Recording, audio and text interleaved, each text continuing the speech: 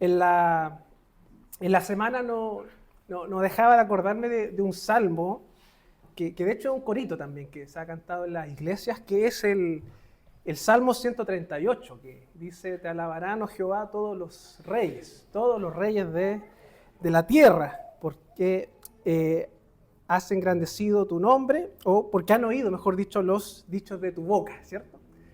Que ciertamente ese salmo nos recuerda el propósito de Dios. ¿Cuál es el objetivo de Dios? ¿Cuál es la misión de Dios? Que desde todos los rincones de la tierra su nombre sea glorificado, su nombre sea alabado.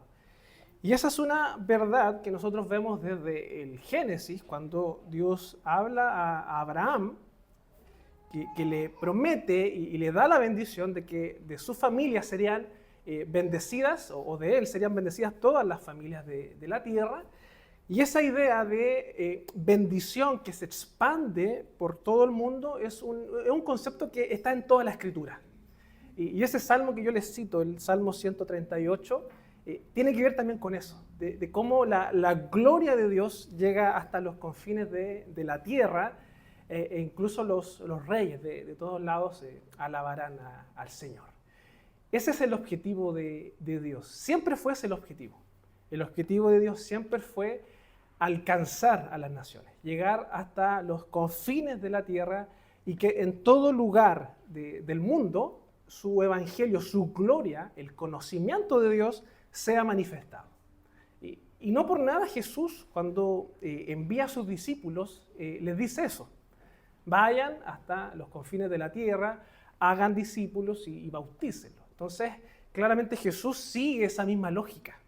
No es que Jesús venga a reiniciar algo o que Jesús venga a decir algo nuevo. No, las palabras, el mandato de Jesús es exactamente lo mismo que Dios había revelado en la antigüedad.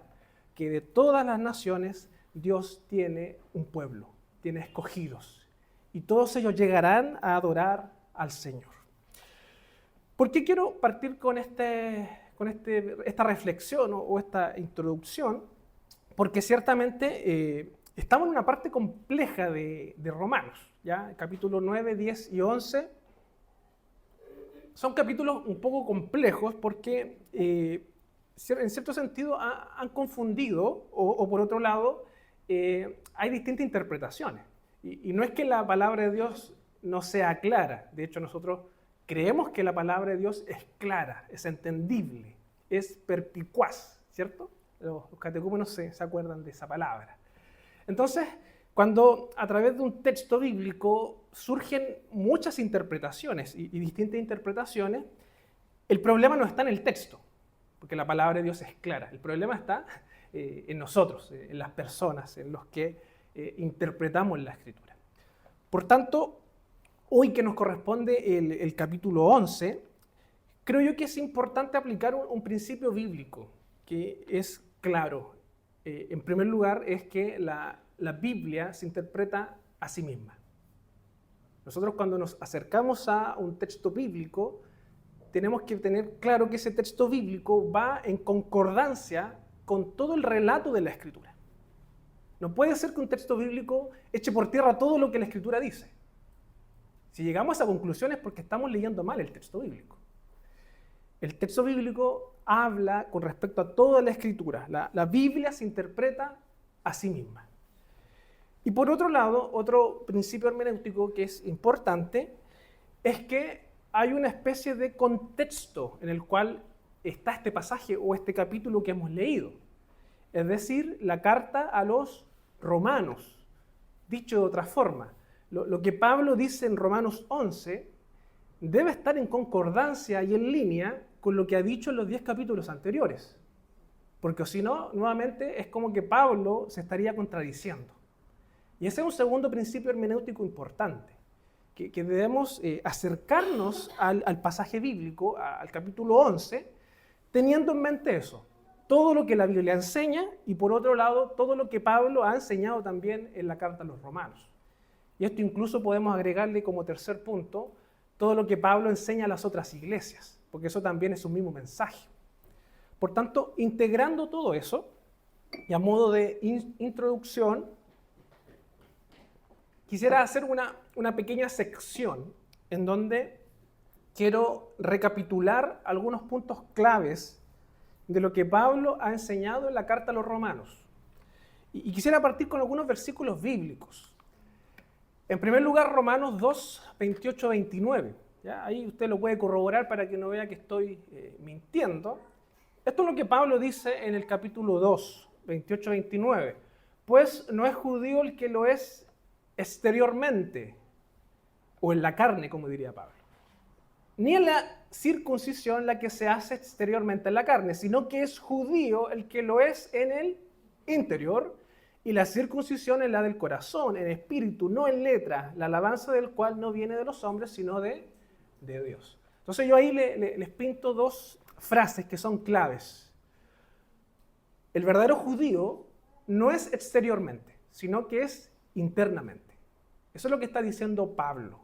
El verdadero judío, el verdadero hijo de Dios, no lo es en lo exterior, sino que es algo del corazón, ¿ya? Y es lo mismo que dice ahí, sino que es judío el que lo es en el interior, ¿ya? Entonces ya en el capítulo 2, Pablo nos está mostrando una idea. Veamos qué dice más adelante, capítulo 4, versículos 11 y 12. Traje algunas frases, no lo traje completo, pero... Y recibió la circuncisión como señal. ¿De quién está hablando acá? De Abraham. Para que fuese padre de todos los creyentes no circuncidados. Fíjense ese detalle. Abraham recibió como señal la circuncisión para que fuese padre de los no circuncidados. Fíjense incluso lo contradictorio que podría ser. Pero esto está en el plan de Dios. Y padre también de la circuncisión, para los que no solamente son de la circuncisión, sino que también siguen las pisadas de la fe.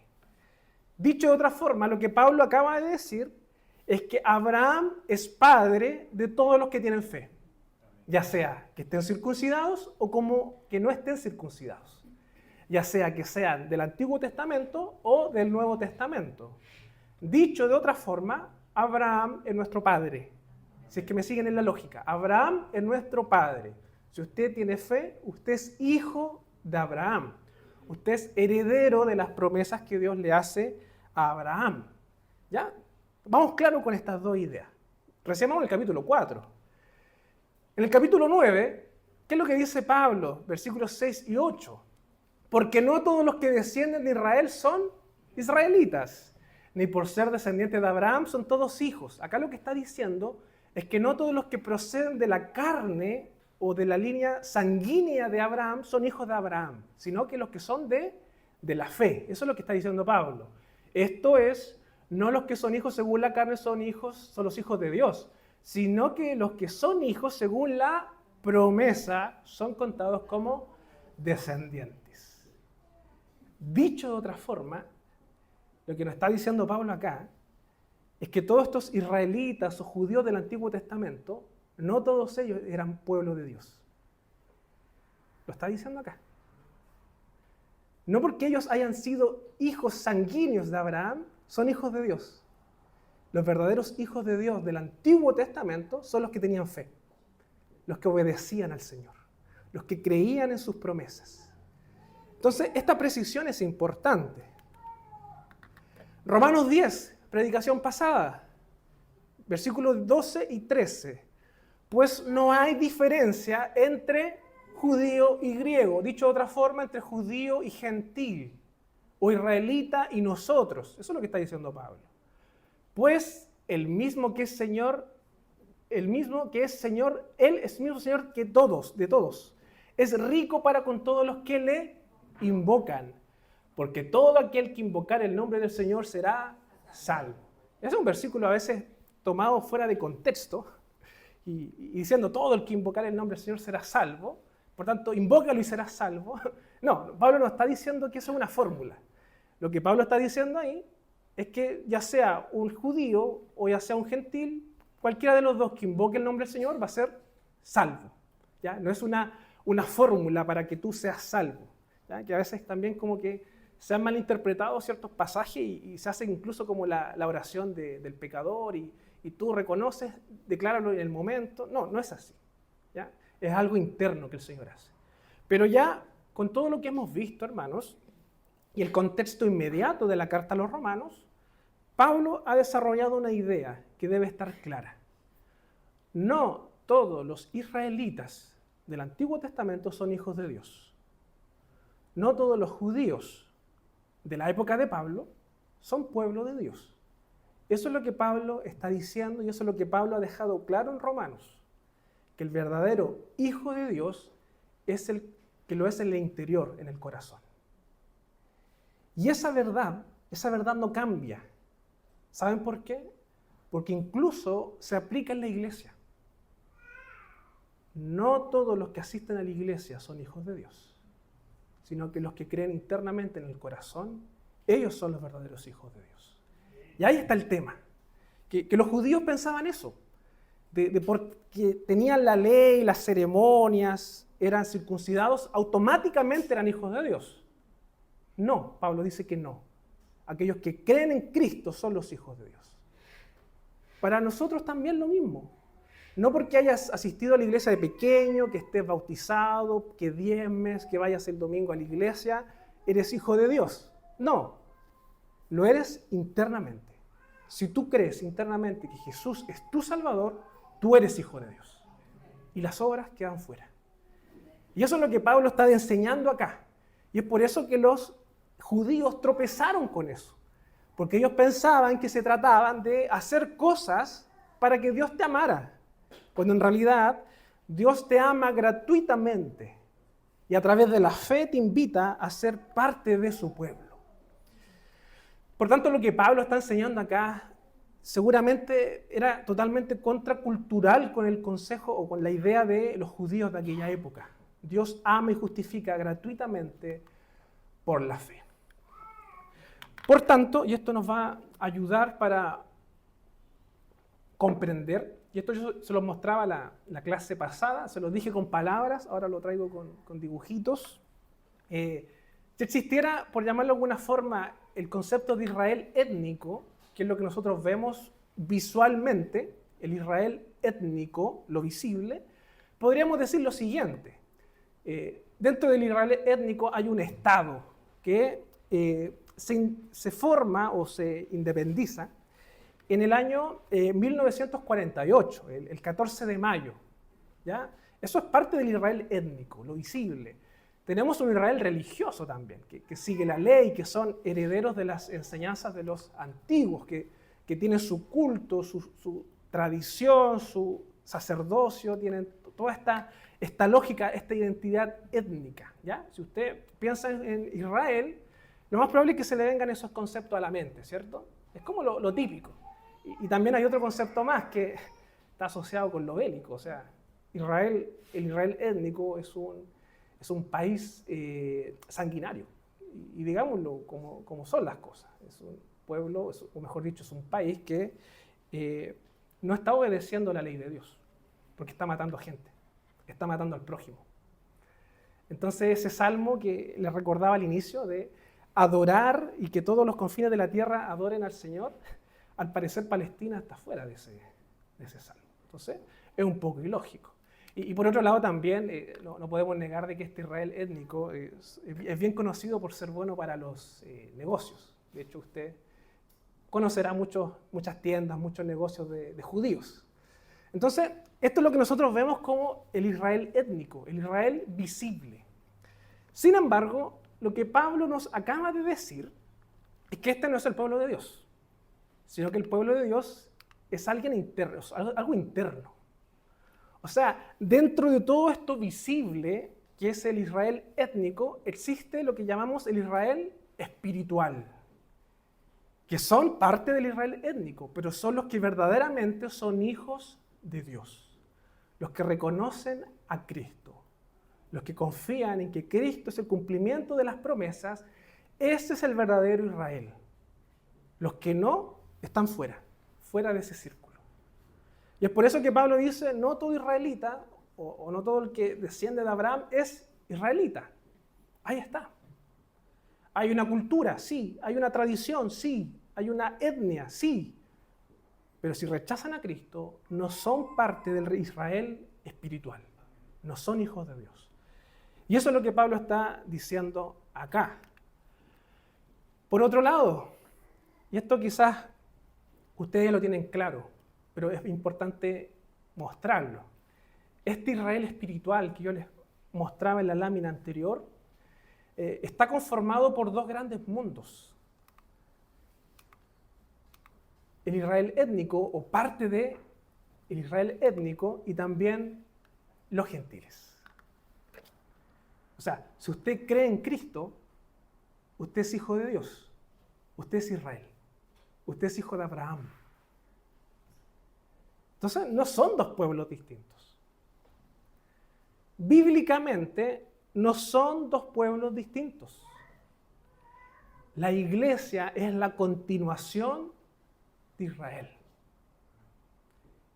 Y esto es más que evidente en la Escritura, cuando Cristo, y algunos dicen de que la iglesia parte en el Nuevo Testamento. La verdad es que los reformados como que no creemos eso, creemos de que la iglesia parte desde siempre, en el Edén.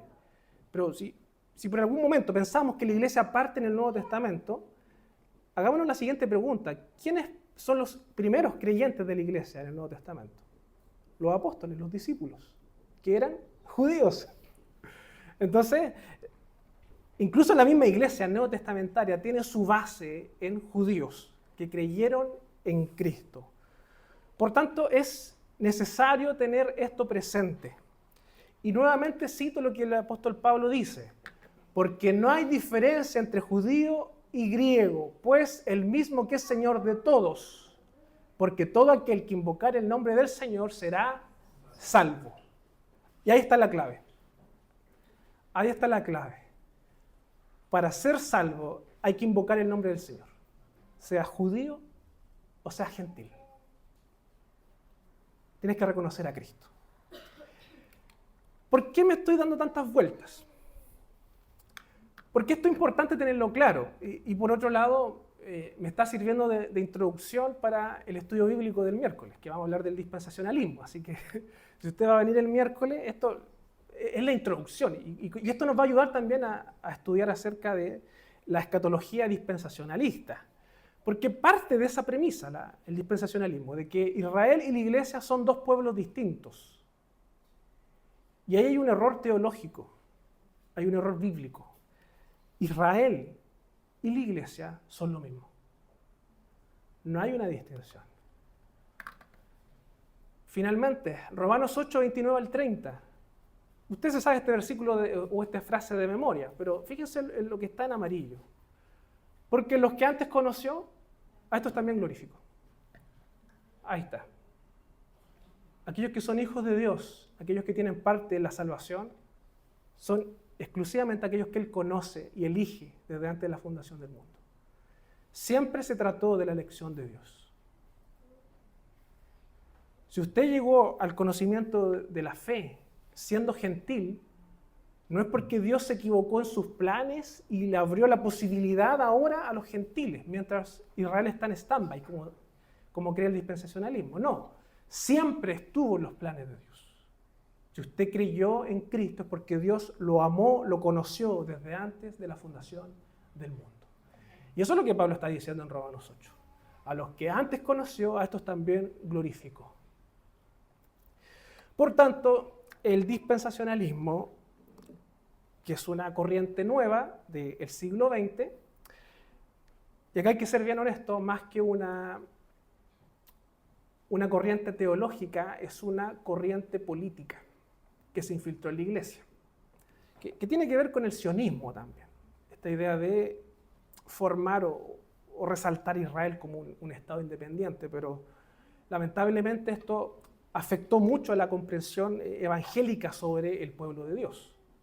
Y Pablo ha sido claro, el verdadero pueblo de Dios es aquel que cree en Cristo, aquellos que Dios conoció, a esos también los va a glorificar. Por tanto, hermanos, y ahora sí vamos al tema. Traigo 4 puntos que quiero obviamente tratar brevemente en este pasaje que hemos leído, en donde Pablo nos muestra qué pasa con el Israel étnico, porque ciertamente hay una una inquietud del apóstol Pablo. ¿Qué pasa con sus hermanos? Aquellos que eran judíos del siglo I, aquellos que eran descendientes de los que venían del exilio. ¿Qué pasa con ellos? Y yo lo que quiero mostrarles acá, en primer lugar, es que Dios preserva a su pueblo por gracia. O sea, en ningún momento Dios se olvidó de su pueblo. La pregunta es, ¿quién es el pueblo de Dios? Fíjense, la duda no es si Dios se olvidó o no de su pueblo. La verdadera duda que tenemos que aclarar es, ¿quién realmente es el pueblo de Dios? ¿Qué es lo que dice Pablo en los primeros 10 versículos? Digo pues, ¿ha desechado Dios a su pueblo? Es una pregunta retórica que Pablo hace. ¿Acaso Dios se olvidó de todo lo que había prometido en el Antiguo Testamento? En ninguna manera, porque yo también soy israelita de la descendencia de Abraham, de la tribu de Benjamín. Fíjese lo que está diciendo Pablo. ¿Será que Dios se olvidó de los judíos? No. Yo soy judío, dice Pablo, y yo creí en Cristo. Yo soy hijo de Abraham. Dios no se olvidó de mí. Eso es lo que Pablo está diciendo acá. No ha desechado Dios a su pueblo, al cual desde antes conoció. ¿O no sabéis qué dice de Elías la Escritura? ¿Cómo invoca a Dios contra Israel diciendo, Señor, a tus profetas han dado muerte, y tus altares han derribado, y solo yo he quedado, y procuran matarme? Pero ¿qué le dice la divina respuesta? Me he reservado 7,000 hombres que no han doblado rodillas ante Baal.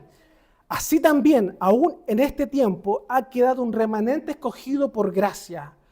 Y si por gracia ya no es por obra, de otra manera la gracia ya no es obra. La gracia ya no es gracia.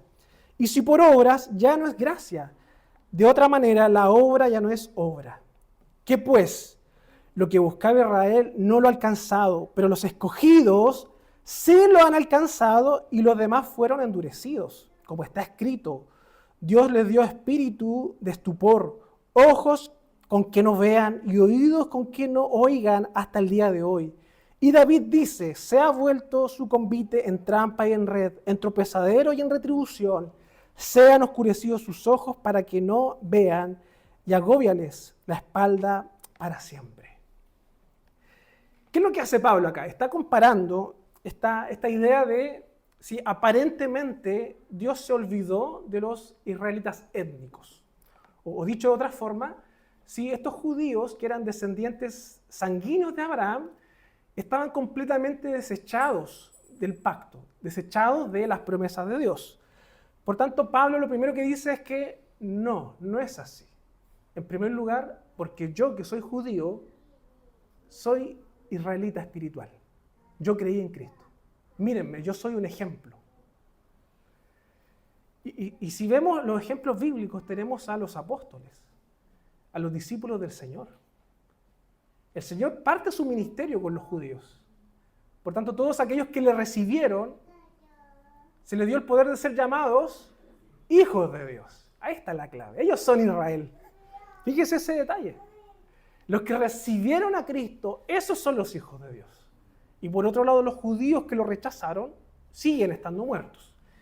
Y eso es lo que Pablo dice.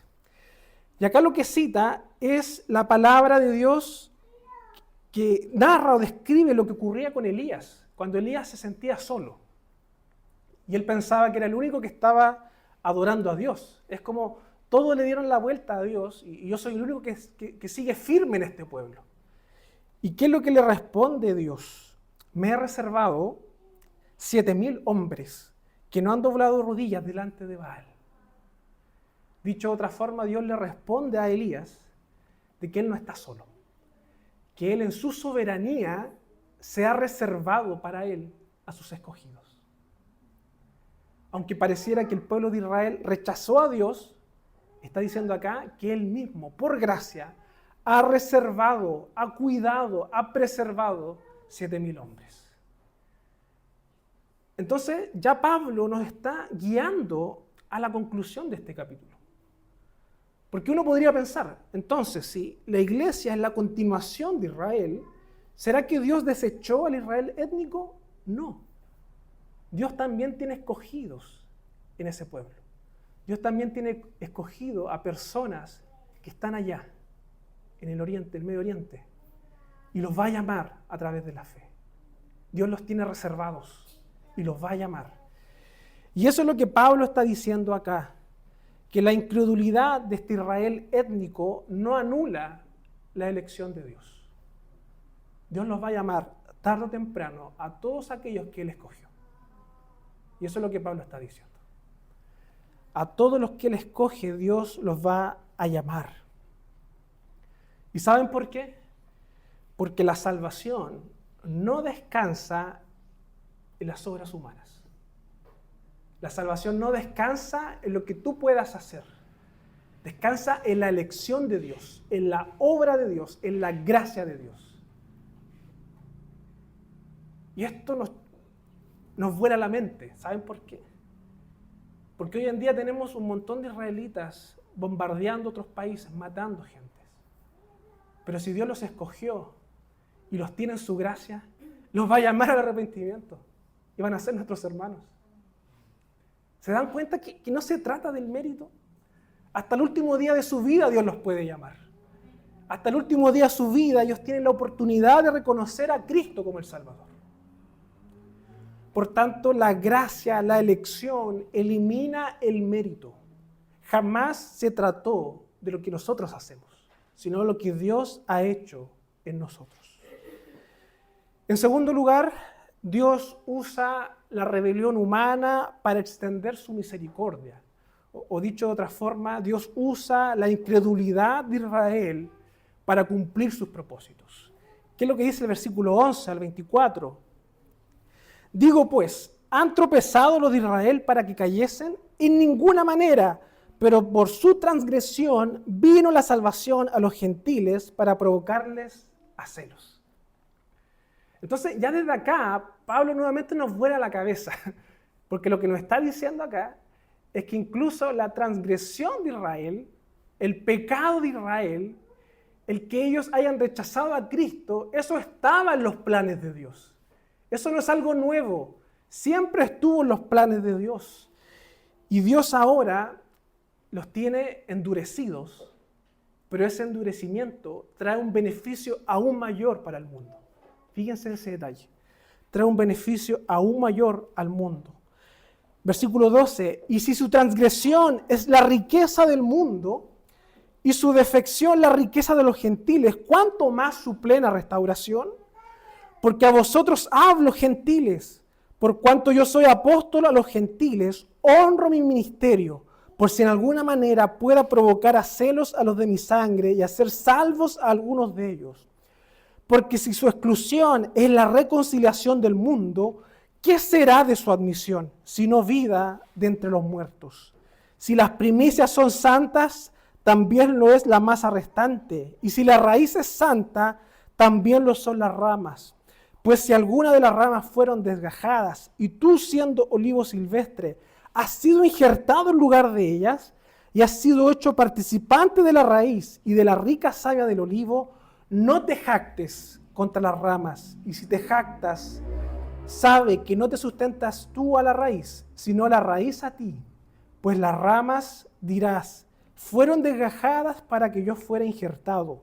Bien, por su incredulidad fueron desgajadas, pero tú por la fe estás en pie. No te ensoberbezcas, sino teme, porque si Dios no perdonó a las ramas naturales, a ti tampoco te perdonará. Mira pues la bondad de la severidad de Dios, la severidad ciertamente para los que cayeron, pero la bondad para contigo, si permaneces en esta bondad, pues de otra manera tú también serás cortado.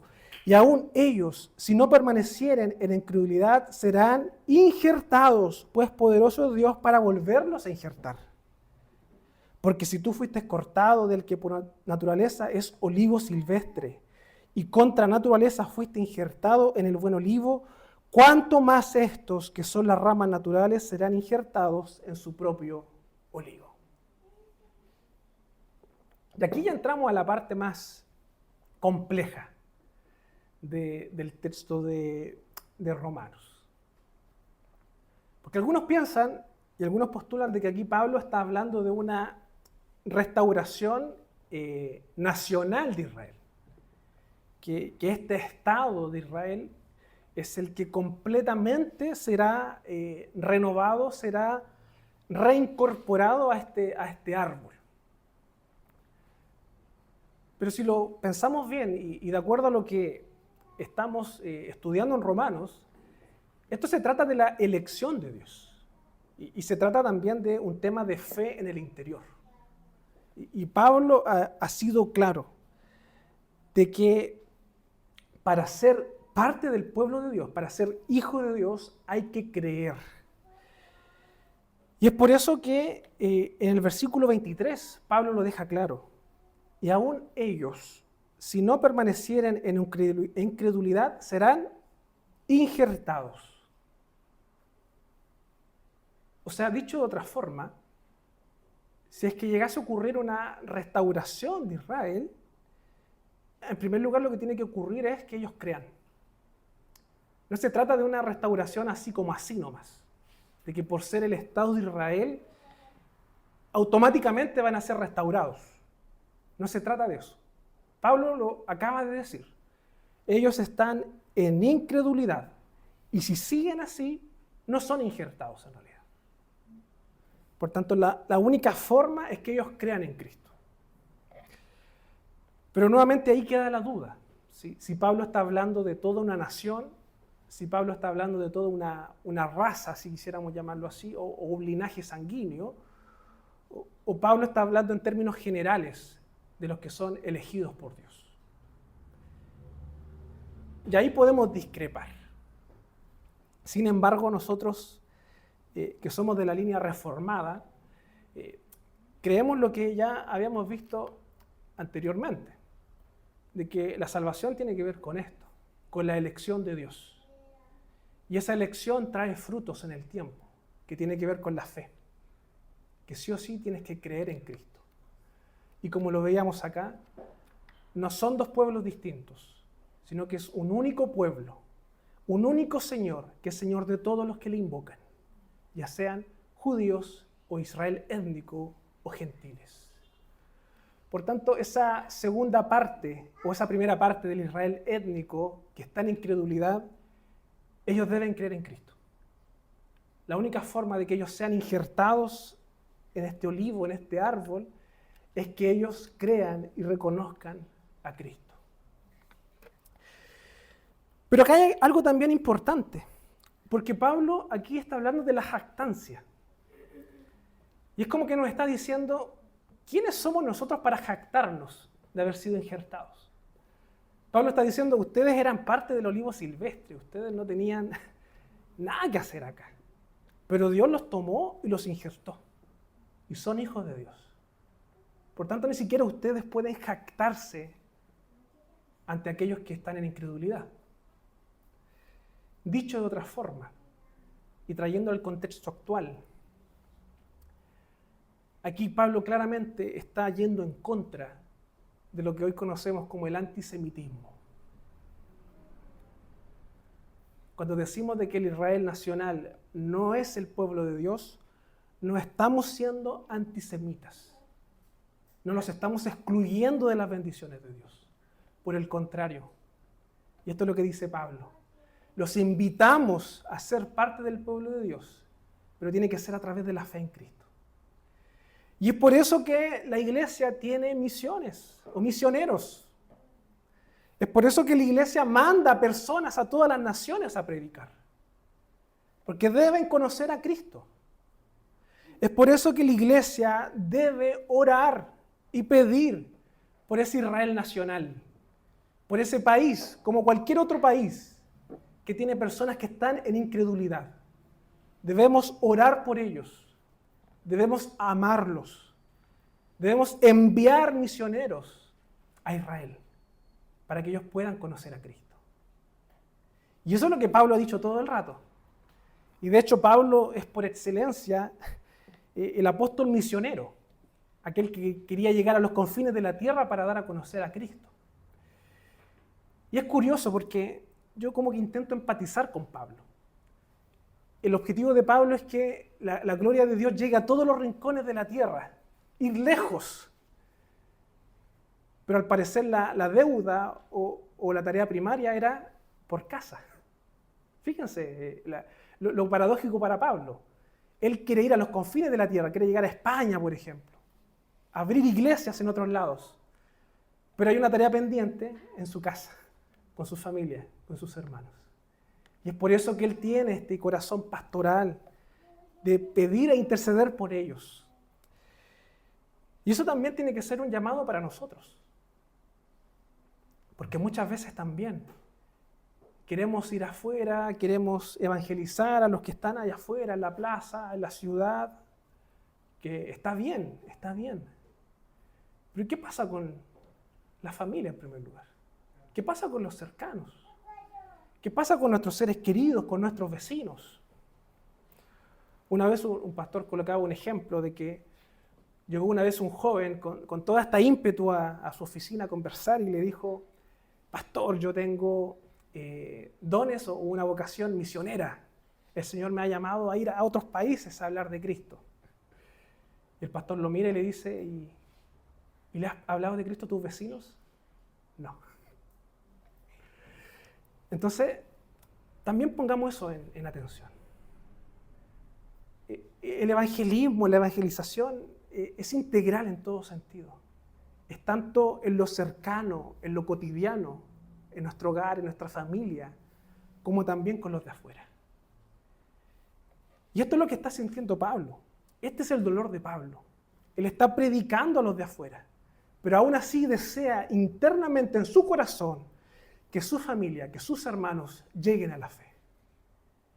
Y eso es lo que todos deseamos, que nuestros seres queridos, que nuestros hijos, que nuestros hermanos o que nuestros padres, nuestros esposos, nuestras esposas lleguen a los caminos del Señor. Esa debe ser nuestra primera motivación, nuestro primer campo de trabajo, que ellos lleguen a los caminos del Señor. Pablo está diciendo eso, de que a causa de la incredulidad de los gentiles, de los judíos, ahora los gentiles están aprovechando esa oportunidad para creer. Y nuevamente es como una paradoja. Aquellos que recibieron la fe ahora están incrédulos y aquellos a los cuales eran rechazados están creyendo y están evangelizando. Es como ilógico. Es como, dicho de otra forma, que el hijo de un pastor esté toda su vida en incredulidad y que después un hermano recién convertido le predique y el hijo llega a la fe.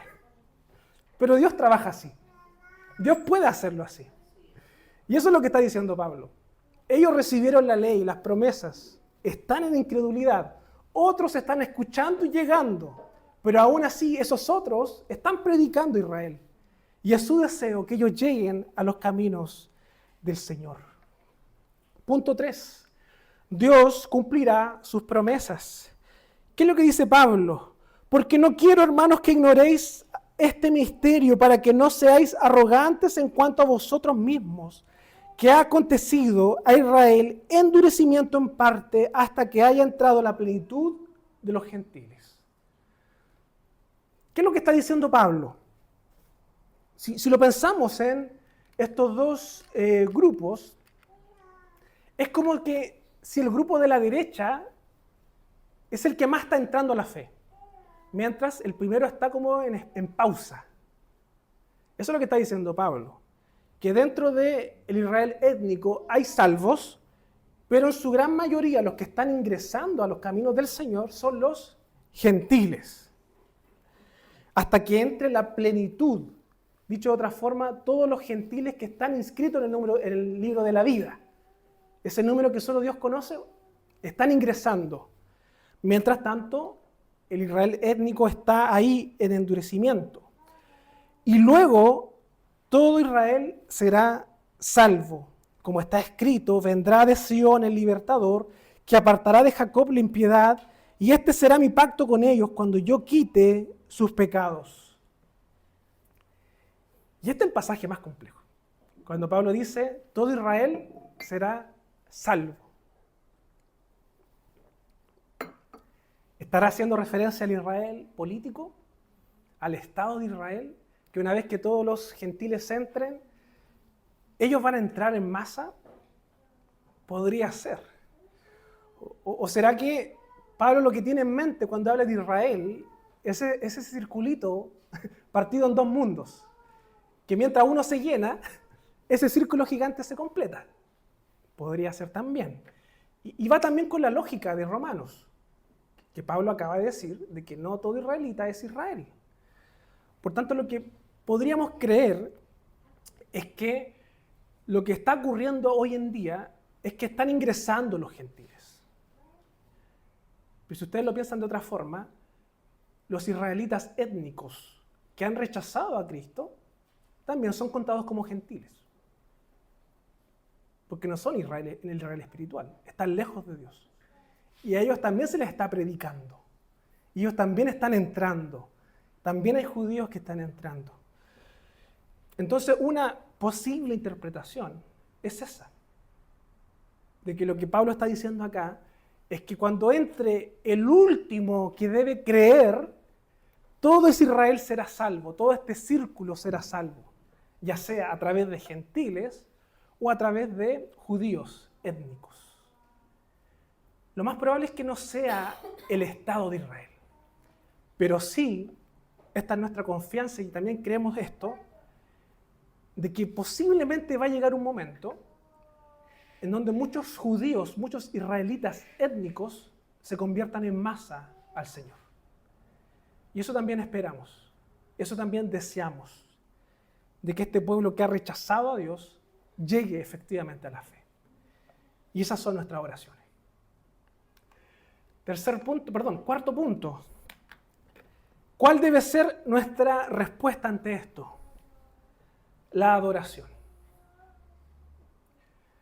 Sin duda esto nos vuela la cabeza, esto de la elección, esto de la gracia. ¿Cómo es que Dios salva sin ver mérito? ¿Cómo es que Dios salva a aquel que lo odia? ¿Cómo es que Cristo incluso ama a aquellos que lo estaban crucificando? Esa es la gracia. Esa es la misericordia. Ahí está la soberanía de Dios. Ahí está la elección de Dios. Y ante eso, ¿qué podemos hacer? Adorar a Dios. Y es por eso que la parte final de este capítulo es como una doxología, es como una adoración, es como un poema de Pablo. ¿Qué es lo que dice? Versículo 23. Oh profundidad de la riqueza de la sabiduría y la ciencia de Dios. Cuán insondables son sus juicios e inescrutables sus caminos. Porque ¿quién entendió la mente del Señor? ¿O quién fue su consejero? ¿O quién le dio a él primero para que le fuese recompensado? Porque de él y por él y para él son todas las cosas, a él sea la gloria por los siglos. Amén. Fíjense cómo Pablo termina esto. Y nuestra adoración debe ser siempre eso también. Oh Señor, cuán altos son tus pensamientos, que no los podemos entender. Cuán profunda es tu sabiduría, que aún no la comprendemos en su totalidad. Cuán pequeños somos ante tu grandeza y tus decisiones. Cuánto se escapa de nuestra lógica tu gracia y tu voluntad. Porque de Él y por Él y para Él son todas las cosas. Es como lo que Pablo decía cuando hablaba del alfarero y el vaso. ¿Quién eres tú como vaso para cuestionar lo que Dios hace? La vida, la existencia, todo el curso de la historia no se trata de ti. Nunca se trató de ti. Nunca se trató de tus metas, tus objetivos o lo que tú quieras tener en la vida para ser feliz. Se trata de lo que Dios quiere hacer en su historia a través de ti. Para Él es la gloria. De Él y por Él y para Él son todas las cosas. Por tanto, cuando hablamos de la salvación, cuando hablamos de la soberanía de Dios, de la gracia de Dios, lo único que debemos hacer es inclinarnos ante Él y reconocer su grandeza. No somos quienes para cuestionar. Somos afortunados de estar dentro de los planes de Dios. No lo merecíamos. Para cerrar, 5 ideas. Dios nunca abandona a los que ha escogido. Así como Elías pensaba de que era el único, Dios dice, no, yo tengo reservados ciertos hombres para venir a mí. Hoy en día ocurre eso mismo. Puede ser que ese Israel político esté perdido, pero Dios en su soberanía diga, yo me he reservado ciertos judíos para llamarlos y los voy a llamar a través de la iglesia. En segundo punto, la gracia siempre es más grande que nuestra incredulidad. Estábamos muertos. Hemos rechazado a Dios, hemos fallado al evangelizar. Y aún así Dios sigue llamando. Aún así Dios sigue trayendo, a pesar de nuestras falencias. Porque su gracia y su poder es más que nuestra incapacidad humana.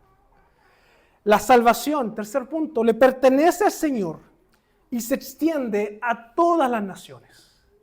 Y eso incluye a Israel. Eso incluye al Estado de Israel. Todos los pueblos adorarán al Señor. Esa es la promesa que Dios le hizo a Abraham. Y si tú eres hijo de Abraham, debes buscar ese cumplimiento. Que a todos los confines de la tierra sea comunicado la verdad de Dios. Cuarto punto, las promesas de Dios son irrevocables. Dios no falla, Dios no se equivoca. A los que Él escogió, ¿se acuerdan? Los que conoció, a estos también glorificó. Ese número no cambia. No es que el ser humano le tuerza la mano a Dios.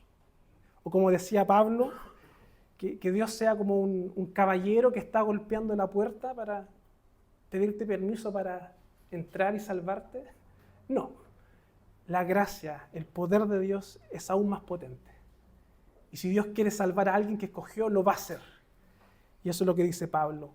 Y punto 5, toda la gloria de la redención pertenece únicamente a Dios.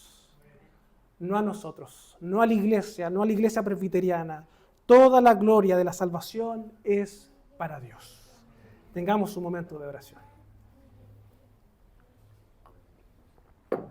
Te damos las gracias, Señor, por tu palabra, por que nos permite, Señor, acercarnos más a ella y poder comprender acerca de lo que tú has revelado, Señor. Y ciertamente nos encontramos ante un pasaje complejo, un pasaje que causa distintas interpretaciones incluso, Señor.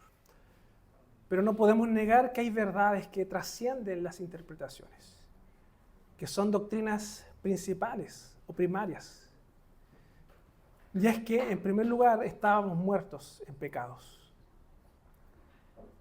En segundo lugar, no merecíamos nada, Señor. Pero tu gracia y tu misericordia nos hizo hijos tuyos, Señor. Y a través de la fe en Cristo hemos podido ser parte de este pueblo, Señor. Gracias por tamaña bendición de ser contados como este Israel espiritual, de ser injertados, Señor, en este olivo, siendo un olivo silvestre. Por pura gracia hemos sido plantados a este árbol, Señor. Pero no es algo para jactarnos, sino por el contrario, para que podamos, Señor, animarnos a desear que nuestros hermanos puedan llegar a la fe, que nuestros amigos puedan llegar a la fe, que nuestros vecinos puedan llegar a tus caminos, que de todas las naciones, aquellos que están perdidos y muertos en sus pecados, puedan conocerte, Señor. Y también los judíos, también los israelitas, Señor. Aquellos que están perdidos, aquellos que están confiando aún en la ley ceremonial, confiando aún en la ley, en sus mandamientos, en sus propias obras, Señor, en sus sacrificios. Aquellos que están esperando, Señor, a un Mesías, habiéndolo tenido enfrente, Señor. Por favor, ábrele los ojos. Quita, Señor, ese velo y que ellos puedan reconocer que Jesús es el Mesías, que Jesús es tu Hijo y que a través de la fe en Cristo puedan ser verdaderamente hijos de Abraham. Te pedimos por ellos, Señor, e intercedemos por ellos. Así también de todas las naciones, de todos los confines de la tierra, que tu gloria, tu evangelio pueda alcanzar a aquellos que están perdidos y que tú has conocido desde antes de la fundación del mundo, Señor. Te pedimos e intercedemos por todos ellos. En el nombre de Jesucristo oramos. Amén.